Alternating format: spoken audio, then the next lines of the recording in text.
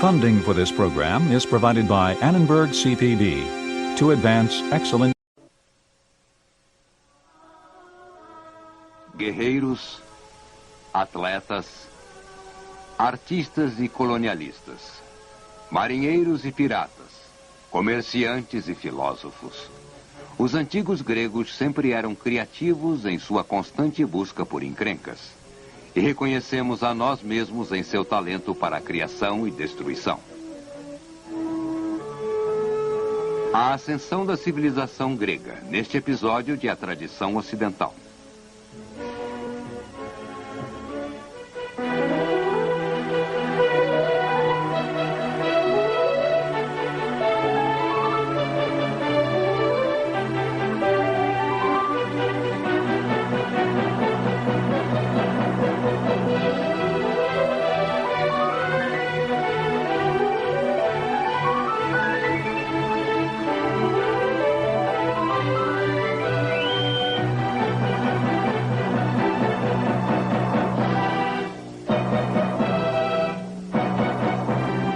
Agora, o professor da Universidade da Califórnia, Eugene Weber, em sua jornada através da história da civilização ocidental. A tradição ocidental tem seu real início com os gregos. Nossos tipos de instituições, nosso modo de pensar, até mesmo nosso modo de pecar. Tudo está ligado ao racionalismo da mente grega. Os gregos não aceitavam o mundo como algo intrínseco. Não o atribuíam à vontade divina. Não entregavam-se ao destino. Em vez disso, eles faziam perguntas e encontravam respostas. O filósofo grego Platão uma vez disse que a filosofia é filha da indagação. Foi uma dádiva dos gregos que eles tenham indagado tanto sobre temas instigantes e que sua insaciável curiosidade tenha resultado em instabilidade e insegurança, mas também em grandeza. Vamos começar com a Grécia de 3.200 anos atrás, por volta de 1.200 a.C., quando uma série de invasões e guerras abalou o mundo, da Anatólia ao Egito.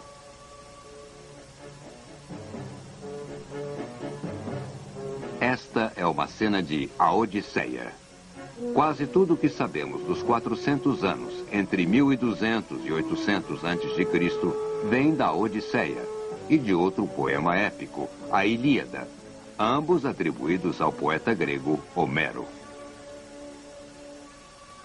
O primeiro poema, Ilíada, conta como os gregos sitiaram e destruíram Troia, uma cidade asiática próxima do Helesponto. O segundo poema, Odisseia, mostrado neste mural romano, descreve o que aconteceu após a guerra de Troia, a Odisseu, o rei de Ítaca e um líder dos gregos. É provável que o mundo descrito nos dois poemas fosse similar ao real período entre 1200 e 800 a.C., uma espécie de Idade das Trevas. São trevas porque pouco sabemos dela, mas também porque a vida era mais brutal e curta que a média.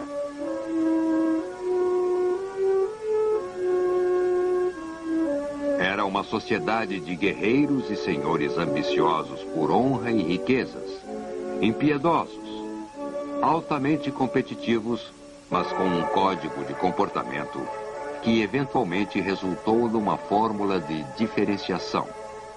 Heroísmo, nobreza, até mesmo cavalheirismo.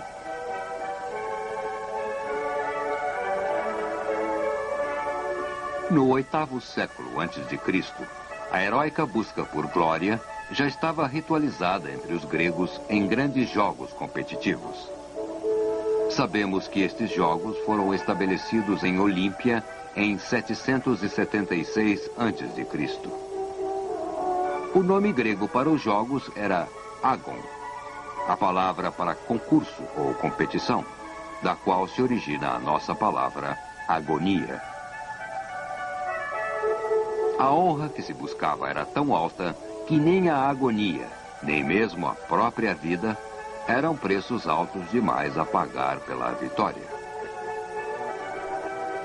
Por outro lado, os atletas gregos eram tão realistas quanto materialistas. Eles enfrentavam a agonia da competição porque queriam ganhar prêmios. Um vencedor podia ser alimentado, vestido e até mesmo alojado às custas da cidade pelo resto de sua vida. E ele não teria que pagar impostos.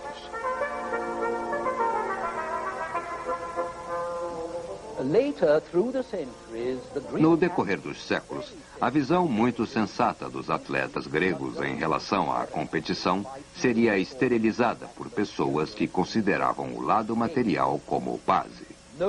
O nobre sacrifício era o que eles queriam ver, e não a ambição mundana. E daí a imagem do atleta agonista que sofre em sua busca e que se tornou uma parte importante da cultura greco-romana. Ela foi adotada pelos primeiros cristãos, que eram parte dessa cultura, é claro, e que estavam engajados numa terrível luta contra o diabo e contra o mal. E mais tarde, seria revivida pelos protestantes no século XVI e pelos vitorianos no século XIX. E ela ainda existe hoje, como podemos ver na desaprovação dos torcedores quando descobrem que seus heróis são tanto homens de negócios como atletas.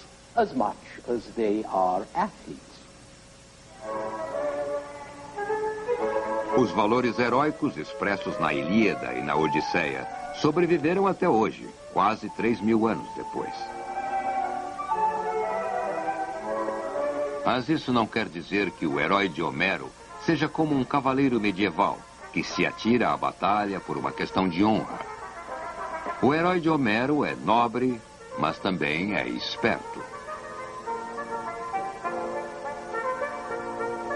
Odisseu, que aqui vemos cegando o monstro cíclope, não é apenas um bom marinheiro e grande atleta. Ele também raciocina rápido e é cheio de truques. Um mestre na arte de enganar, como a deusa Atena conta aqui, mais como elogio do que uma recriminação. Atena compara Odisseu a si própria, dizendo: "Você é de longe o melhor dos mortais em ideias e palavras. E eu sou celebrada entre os deuses na arte e esperteza." E isso nos diz muito não apenas sobre os heróis gregos, mas também sobre sua religião. Seus deuses, como Plutão e Perséfone, aqui, podem ter sido sobrenaturais e super-humanos, mas, em geral, eram como homens e mulheres, com fisiologia humana e paixões humanas. Esta humanização dos deuses era algo novo. Uma revolução religiosa. Os deuses deviam ser honrados como se fossem homens, com palácios, como este na Sicília, onde poderiam viver e guardar as oferendas que recebiam, além de ser idolatrados. Mas somente os deuses podiam ser adorados, não os faraós, não os reis. Pois, ao contrário dos persas, os gregos não adoravam qualquer senhor, só os deuses. Então, pela primeira vez, o homem é a medida de todas as coisas, como afirmou o filósofo Protágoras, no V século a.C. Esta era uma afirmação extraordinária para um mundo em que homens e mulheres normais ainda pareciam tão insignificantes. E, provavelmente, sentiam-se assim perante um universo tão vasto, imenso e misterioso, sobre o qual eles não sabiam quase nada. Mas ainda na mesma era, surgiu o estadista ateniense Péricles, exaltando não apenas o homem, mas sim o homem livre e as vantagens da liberdade individual. Vivemos como cidadãos livres, disse Péricles. Não somente em nossa vida pública, mas em nossa atitude mútua nos aspectos da vida diária. Não ficamos irados com o próximo se ele comporta-se como bem entende. Não o vemos com maus olhos, porque se isso não o fere, causa dor.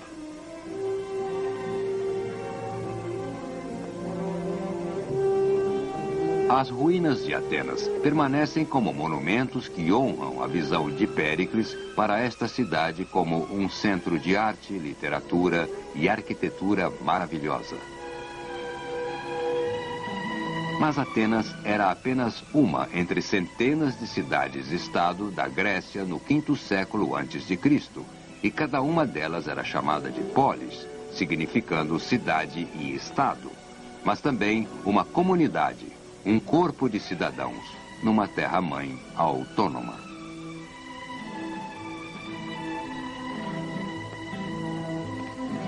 Estas polis propagaram-se do Mar Negro ao Mediterrâneo Ocidental. A maior concentração ficava na Grécia continental, nas ilhas e na Jônia, costa oeste da Ásia Menor, onde as mais ricas e avançadas cidades cresceram nos séculos 7 e 6 a.C., por sua maior proximidade com o comércio e a cultura do Oriente Médio. A escala das polis era pequena, em parte por razões geográficas. A Grécia, Jônia e as ilhas são como um tabuleiro de xadrez com montanhas, vales e pequenas planícies, que promovem colônias isoladas com mais acesso ao mar do que entre si. E assim, o mar tornou-se o caminho mais natural para os gregos.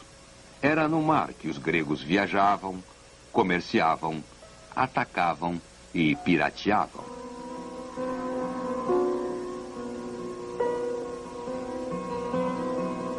Mas as polis, como vemos nestas ruínas de Salamina, também eram pequenas, porque os gregos achavam que deveriam ser assim. Platão pensava que a cidade ideal deveria ter 5.000 cidadãos, o que na verdade significaria uma população de cerca de 20.000 pessoas, incluindo alguns estrangeiros residentes. Mulheres, estrangeiros e escravos não tinham direitos cívicos na antiga Grécia, como ocorreu na maior parte do mundo até o século XIX. Em realidade, algumas polis eram minúsculas, e só 3 delas, no quinto século a.C., tinham mais de 20.000 cidadãos, ou seja, 100.000 pessoas, Atenas sendo a maior delas.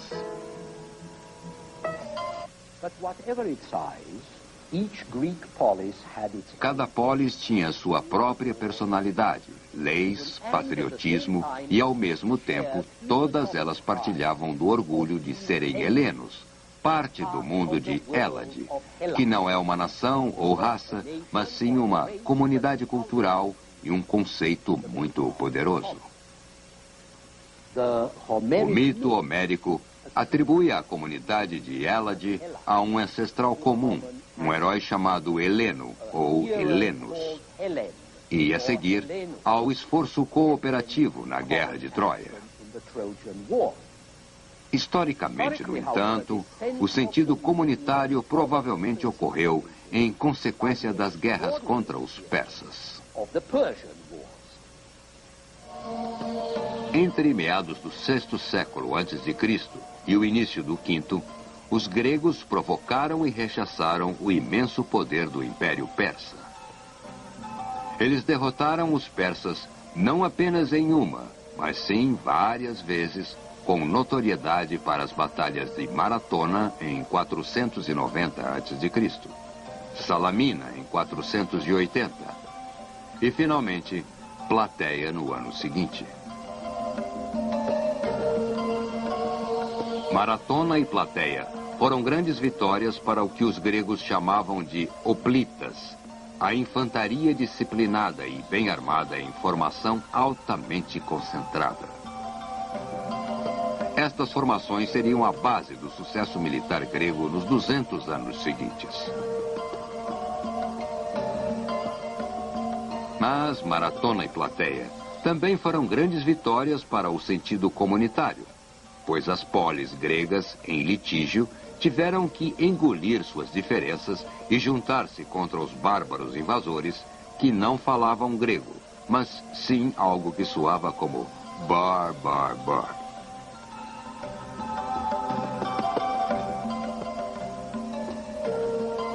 Como disse Temístocles, o comandante ateniense, após os gregos terem destruído a frota naval persa na Baía de Salamina: não fomos nós que fizemos isto, significando que não foram os atenienses, mas todos os gregos juntos, toda a Hélade. E dessas vitórias nasceria um espírito comum de Grécia e de ser grego que antes não existia. Foi o impulso de importância crítica para a confiança grega, até mesmo para a civilização grega.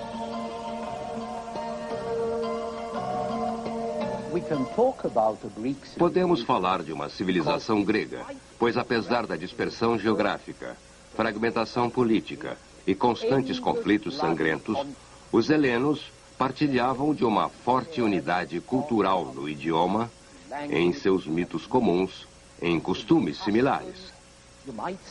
Podemos nos referir a uma personalidade cultural comum. Independente da polis em que eles viviam, rapidamente adotavam costumes e práticas que consideravam úteis, aprimorando-os e tornando-os seus. Eles tomaram o alfabeto fenício, adicionaram sons vocálicos e o transformaram em grego. Eles não inventaram a arte cerâmica, mas a individualizaram. No VI século a.C., oleiros e outros artistas já estavam assinando suas obras. Um passo revolucionário em que o artista se autoafirmava como indivíduo. Eles copiaram a estátua em pé do Egito, mas humanizaram sua forma e a pintaram, dando-lhe mais vida.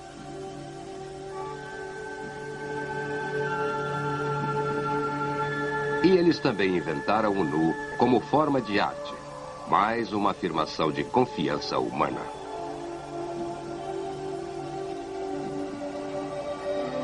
No V século a.C., a personalidade cultural grega já estava afirmada através de um grande empreendimento: a Acrópolis, a cidadela sobre uma colina em Atenas.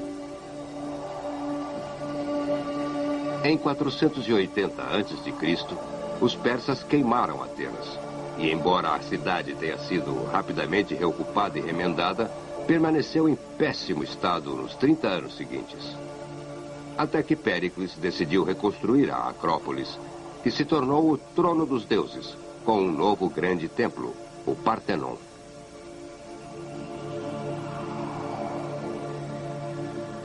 Dentro foi erguida uma grande estátua da deusa Atena, como testemunha de seu poder e da força da própria Atenas.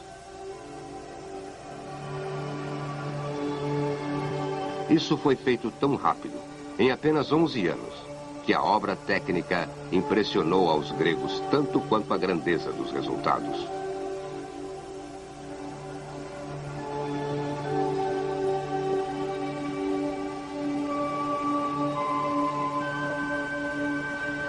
O homem que criou esta obra foi o diretor artístico do Partenon, Fídias, considerado um dos maiores escultores da antiguidade. Temos alguns dos grandes trabalhos de Fídias, assim como as obras de outros escultores no estilo de Fídias. A maioria dos críticos, na época e até hoje, admiram a sobriedade, a nobreza e a harmonia, que as torna exemplares do estilo clássico ideal e idealista.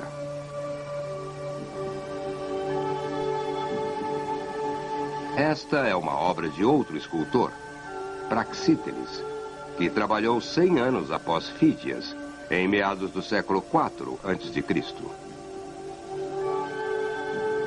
Praxíteles liberou as rígidas formas clássicas e deu-lhes mais calor, o que era necessário, como podemos ver nessa Afrodite de Euclides. Os gregos realizaram muito desde a época heróica de Homero, não apenas na arte e cultura, mas também em política. Uma palavra que obviamente é derivada de polis.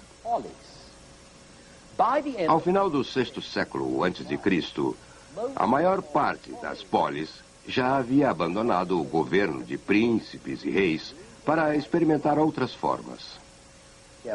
Houve a tirania, um tipo de ditadura constitucional que não era obrigatoriamente impopular. Houve a aristocracia, o governo dos melhores, ou seja, das maiores fortunas. Houve a oligarquia, o governo por uma minoria. E a democracia, o governo de demos, que é o povo, as massas. Mas houve combinações destas, como ocorreu em Atenas de Péricles. Em Atenas, todos os cidadãos tinham direitos iguais. Mas, como Péricles escreveu no quinto século a.C., quando um homem se distingue de alguma forma, ele é mais honrado na vida pública. Não por questão de privilégio, mas sim por reconhecimento de mérito. Por outro lado, ninguém que possa fazer o bem à cidade deverá sofrer com a pobreza ou com a obscuridade de seu cargo. Péricles não deve ser entendido literalmente, é claro. A aristocracia, na verdade, não era o governo dos melhores, mas sim de alguns poucos líderes tirados de velhas famílias ricas. E a democracia não era realmente o governo de todo o povo, mas apenas de alguns poucos milhares de homens livres. Mesmo assim, um ateniense pobre como Demóstenes pôde tornar-se um líder político no quarto século a.C. E através de seu sucesso, vemos que até mesmo um ideal pode definir valores e encorajar aspirações, que por sua vez afetam e mudam a sociedade.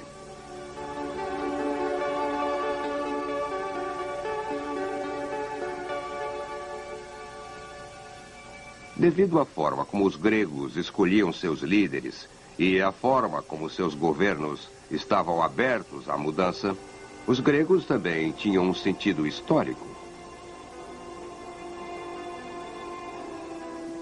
Não foi por acaso que o maior historiador da antiguidade, Tucídides, era grego. A história envolve homens, mulheres, instituições, mudanças no tempo e no espaço. E Tucídides viu muitas mudanças à sua volta no quinto século a.C.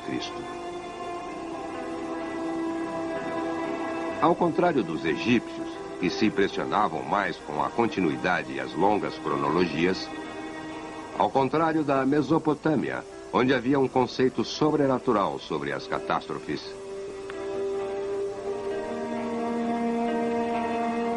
Tucídides estava mais interessado nas razões discerníveis para as ações humanas. Ele atribuiu decisões, atos e resultados a fatores objetivos, como cultura e economia, em vez de uma intervenção sobrenatural. Mas é claro que a maioria dos gregos não era tão objetiva. A maioria era de camponeses, pequenos fazendeiros, artistas e artesãos, quase sempre enraizados em costumes, superstições e mentalidade bairrista. Mas as invasões persas do sexto século a.C. e a grande luta nacional contra os persas no quinto século trouxeram a primeira noção de que talvez fosse melhor morrer do que ser um escravo. Que talvez fizesse sentido enfrentar a morte, não apenas para defender seu lar, mas também, por incrível que pareça, os lares de outras pessoas, até mesmo os lares daqueles miseráveis na aldeia mais próxima. Que uma humanidade comum, ou um helenismo comum, possa ser mais importante que seus próprios costumes e preconceitos locais. Também houve outros grandes homens que pareceram ainda mais importantes, os homens sobre quem todos falavam. Houve Temístocles, que comandou a frota ateniense na grande vitória sobre os persas em Salamina em 480 a.C. A vitória que salvou a Grécia. Houve Aristides, o Justo, um contemporâneo de Temístocles que administrou as finanças de Atenas e dos aliados, um homem honesto. Houve Milcíades, o herói da maratona, e Hípias de Mileto, que fez um desenho do mundo mostrando todos os países, cidades e rios. E Pitágoras, o sábio professor que descobriu tanto sobre números e sobre a maldade do mundo. O que havia nesses homens que os tornava tão diferentes dos agricultores que eles encontravam no Ágora, em dias de mercado? Era a Sofia, sabedoria. Arete, virtude. Estes homens famosos não eram mais fortes, maiores, mais ricos, nem vinham de berços mais nobres.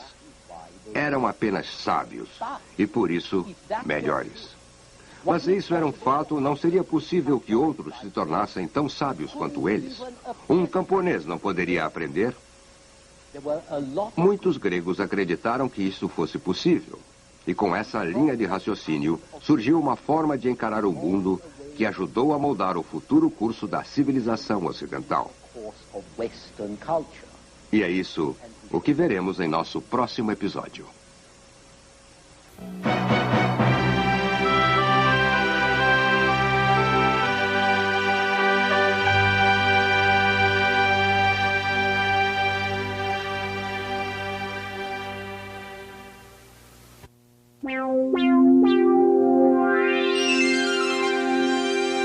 Funding for this program is provided by Annenberg CPB to advance excellent teaching.